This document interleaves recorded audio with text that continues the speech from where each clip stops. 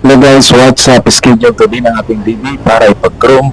Kaya dinala ko siya sa Bath and Bubbles para doon siya ay ipag-groom. At yan, nasa reception tinitimbang ng ating receptionist. Doon dinala ng groomer doon sa loob ng grooming area para ito ay mag-groom na. So first ay paliguan muna.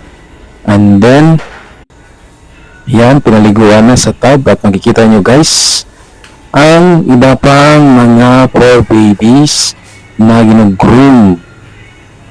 Kasi pag weekend maraming magpapag-groom yan guys. So ito na, pina-order na guys.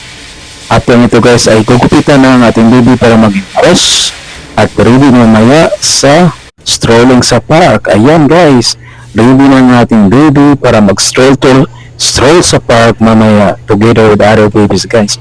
That's all for today guys. Thank you.